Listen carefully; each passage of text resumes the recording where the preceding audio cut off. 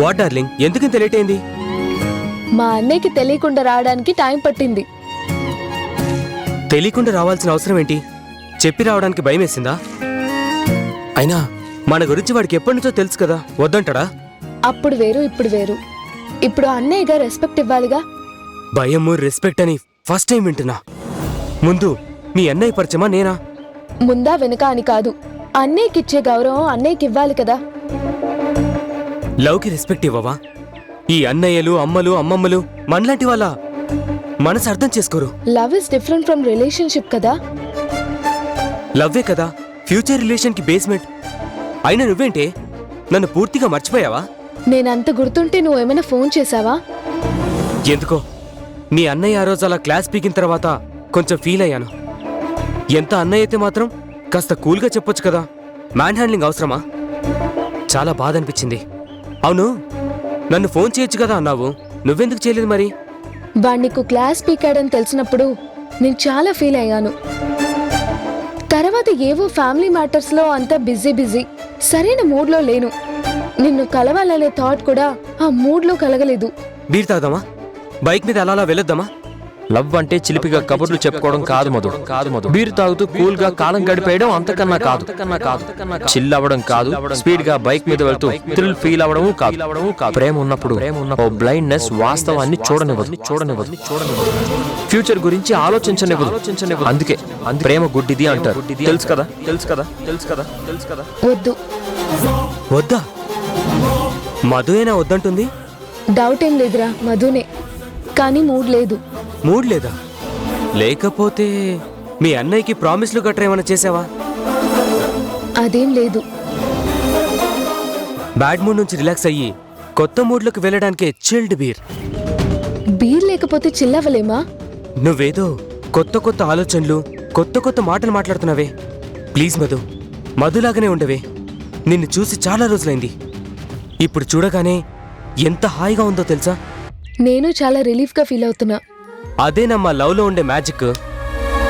నా గుండె నీకోసం, నీ గుండె నా కోసం ప్రతి క్షణం లయబద్ధంగా కొట్టుకుంటూ ఉంటాయి. ఆ చప్పుళ్లలో నీకు నా పేరు, నాకు నీ పేరు వినిపిస్తూ ఉంటాయి. అందుకేనా ఇన్ని రోజుల గ్యాప్ తర్వాత ఇప్పుడు నేను గుర్తొచ్చాను? సారీ చెప్పాను కదా. ఇప్పుడు కాల్ చేసింది నేనే కదా. నిన్ను మిస్ అయిన ఫీల్ నన్ను చాలా బాధ పెట్టిందిరా. Forget the past, let's enjoy with our style. ఒక్క నిమిషం, ఇప్పుడే వస్తాను. అదేనమ్మా లవ్ లో ఉండే మ్యాజిక్. నా గుండె నీకోసం, నీ గుండె నా కోసం ప్రతి క్షణం లయబద్ధంగా కొట్టుకుంటూ ఉంటాయి. ఈ గ్యాప్ నీ మీద ఇంకా ఎఫెక్షన్ పెంచుతుంది తెలుసా? నిన్ను చూడగానే నా కళ్ళు చెమ్మగిల్లాయి, చూసావా? మనల్ని ఎవ్వరూ విడదీయలేరు. నాలోనూ అదే నమ్మకం నీ మీద ఉందిరా.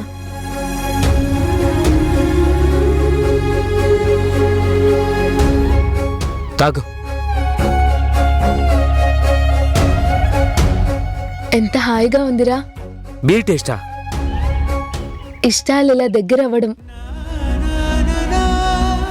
ఎంతో భారం దిగిపోయినట్టు ఎంత తేలిక పడిందో మనసు. నీకోసం వెయిట్ చేస్తున్నప్పుడు వస్తావా రావా అని ఎంత టెన్షన్ పడ్డానో తెలుసా? రాకుండా ఎలా ఉంటాను? మన లవ్ లో సిన్సియారిటీ ఉంది. లైఫ్ లాంగ్ ఇది కంటిన్యూ అవ్వాలిరా. No doubt. మన మనుషులుగా విడిగా ఉన్న మన బ్రీత్ ఒకటే. I will be with you for ever.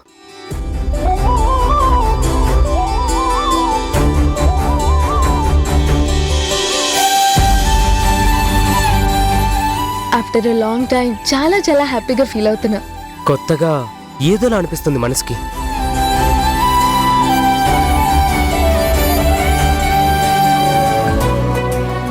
ఏంటి మేడం, ఎలా ఫీల్ అవుతున్నారు? ఈ కొత్త పిలిపేంటి? టీచర్ నుంచి బిజినెస్ పార్ట్నర్గా అడ్మినిస్ట్రేటర్ లెవెల్కి ప్రమోట్ అయ్యావు కదా. ప్రమోషన్ కాదు, ప్లేస్ పోగొట్టుకున్న ఫీల్ వస్తుంది. నేనుగా ఉన్నప్పుడే హ్యాపీ. ఈ పార్ట్నర్షిప్పే నాకు లేనిపోని టెన్షన్ క్రియేట్ చేస్తుంది. అదేంటి అలా అంటున్నావు? వర్క్ నచ్చడం లేదా? హెవీ ఫీల్ కలిగిస్తున్న టెన్షన్. యోగా ఎక్స్పర్ట్వి, నువ్వు టెన్షన్ హెవీ ఫీల్ అనడం ఏంటి? యోగా పేషెంట్స్ పాత అయినా ప్లేస్ కొత్త కదా. నీకు పేషెంట్స్ ముఖ్యం కదా, పేషెంట్స్ కూడా ఎక్కువే కదా. అఫ్కోర్స్ అక్కడ అన్ని నా ఇష్టాలే ఉండవు కదా చక్రి. సూపర్వైజేషన్, వాళ్ళ ఫీలింగ్స్, వే ఆఫ్ థింకింగ్ టోటల్గా అన్ని డిఫరెంట్గా ఉంటాయి కదా. పైగా నేనెక్కడ ఓవర్కమ్ అవుతానో అన్న ఈగో కూడా ఉండొచ్చు. కాస్త నీతో పరిచయమే నిన్ను అర్థం చేసుకుంటే ఎవరు నిన్ను తప్పుపట్టరు. అర్థం చేసుకోలేకపోవడమే కదా లోపం, ప్రాబ్లం.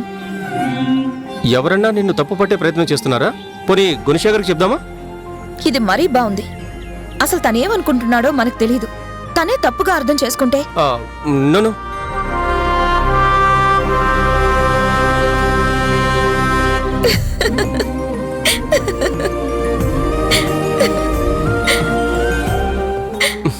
ఎందుకు నవ్వుతున్నా? నేను స్టాప్ ఇట్ అన్న వర్డ్స్ నీకు ఫ్లాష్ అయి ఉంటాయి. అందుకే కదా నువ్వు అతని గురించి పొగడబోయి ఆగిపోయింది. సరే, ఆ మ్యాటర్ వదిలే. ఇప్పుడు మనం ఎక్కడికి వెళ్ళాలి చెప్పు. ముందు స్టోర్స్కి వెళ్ళి సరుకులు, తర్వాత రైతు బజార్కి వెళ్ళి ఒక 10 రోజులకు సరిపడా కూరగాయలు డిక్కి మొత్తం నింపేయాలి. ఏంటి, కొత్తగా బిజినెస్లో చేరినందుకు పార్టీ ఏమైనా ప్లాన్ చేస్తున్నావా? ఫంక్షన్ ఏదైనా చేయాలనుకుంటున్నావా? పార్టీ లేదు, ఫంక్షన్ లేదు. బిజీ కదా, మళ్ళీ కుదరదని. ఇప్పుడే బిజీ అంటున్నావు. రేపు నీతో మాట్లాడాలంటే అపాయింట్మెంట్ తీసుకోవాలేమో. ఏంటి సటైరా? నువ్వు మాట్లాడడానికి అపాయింట్మెంటా? అంతదాకా వస్తే అసలు నీ నా జాబే మానేస్తాను. నో. నువ్వు బిజీ అయితే నేను హ్యాపీయేగా. అదే నిజమైతే అపాయింట్మెంట్ అన్న మాట ఎందుకన్నావు? వదిలే జనని, ప్రతిదానికి నీలో ఈ మధ్య క్వశ్చనింగ్ ఎక్కువైంది. ఆర్గ్యుమెంట్ ఎక్కువ చేస్తున్నావు. క్యాజువల్ విషయాలను కూడా చాలా సీరియస్గా తీసుకుంటున్నావు. అయితే నువ్వు నాకు ఫ్రెండ్వి కాదు, పో. వాట్? ఫ్రెండ్ కానా? లేకపోతే నువ్వు నన్ను అలా అండవేంటి? నువ్వన్న మాటల్లో రీజన్ వెతకడం ఏంటి? నీతో ఆర్గ్యూ చేయడం ఏంటి?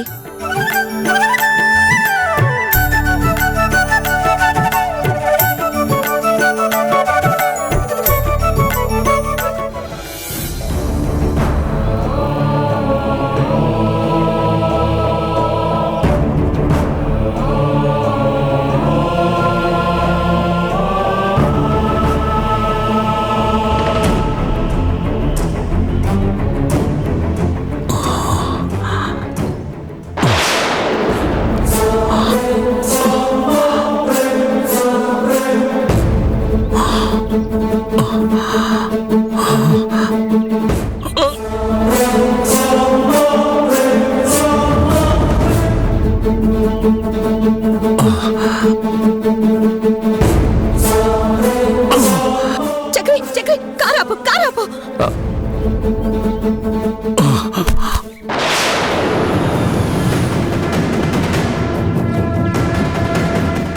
మావయ్య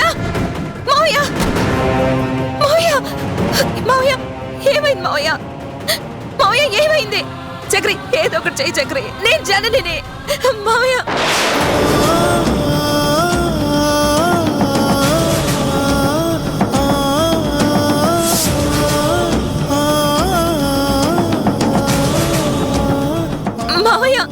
ఏమైంది?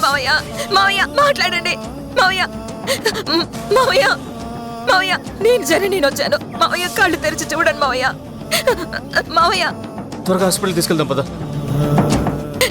చక్రి ఏదో ఒకటి చెయ్యి, హాస్పిటల్కి తీసుకెళ్దాం. మావయ్య చూడండి. మావయ్య